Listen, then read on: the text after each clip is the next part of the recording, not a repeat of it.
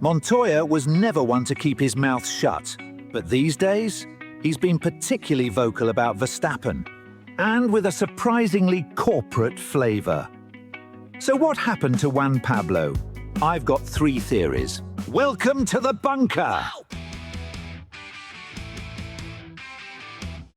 Juan Pablo Montoya has become the #1 advocate of the 2026 rulebook. This is the man who made Formula One feel like it was on a knife's edge. Fast, outspoken. He said and did things badly sometimes, and occasionally made a paddock cameraman reconsider his career choices. This is also a driver who once said, publicly, that he did not like the politics of the sport. So when Juan Pablo starts calling for penalty points, and even race bans on Verstappen for criticizing the new regulations, the question more or less asks itself. What made him change his mind? I have been asking myself that question too, and I feel obliged to look for answers. We all saw Max Verstappen at the start of the Miami Grand Prix. He loses the car, spins it, keeps it alive, and somehow carries on without turning the first lap into a very expensive scrapyard. Jolyon Palmer points out that Max has done this plenty of times before, so it is talent. Montoya calls it pure luck. And look, Juan Pablo is allowed to think that. That is not a crime. But this did not begin in Miami.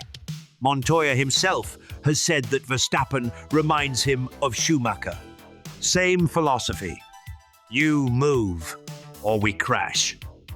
He said Schumacher must be blind or stupid after Imola 2004. So there are hints, and they lead to some rather inconvenient theories. Let's follow them, shall we? The first theory is the simplest, and perhaps the most human. Old Montoya kicked the door down. New Montoya seems to prefer knocking politely, with flowers and a box of chocolates. And with Sebastian Montoya climbing towards Formula One, a father who now presents himself as the responsible voice. That image can open doors. Helmut Marko put it rather well when he said that Juan Pablo is now focused on making sure his son does not repeat the same mistakes he did. Suddenly, the concerned father theory makes a lot of sense. We do not know for certain. Then there is the Red Bull chapter. Sebastian Montoya spent just a year in the Red Bull Junior team. You see, Verstappen is not just a Red Bull driver. Max is the Red Bull empire with a helmet on. So when that same father starts speaking with this kind of edge, the context does not go unnoticed. He even suggested that if he were running Ford, he wouldn't be thrilled to see Verstappen in a Mercedes at the Nürburgring. An interesting opinion, and one that sounds, again, remarkably responsible. Whether any of this is connected to Sebastian's short time in the Red Bull program or not, the bunker cannot say. Then there is Brazil 2001. Before Max, there was Jos. Montoya was leading after dealing with Schumacher, and Williams was flying. Then, Jos Verstappen does what a lapped driver is supposed to do. He moves aside, lets Montoya through, and then, coming back to the racing line, drives straight into the back of him. A first Formula One win disappeared in a blink. And there was the Verstappen signature on that particular masterpiece. Is that why Montoya looks at Max with the warmth of a tax inspection? Probably not. But people in F1 have long memories.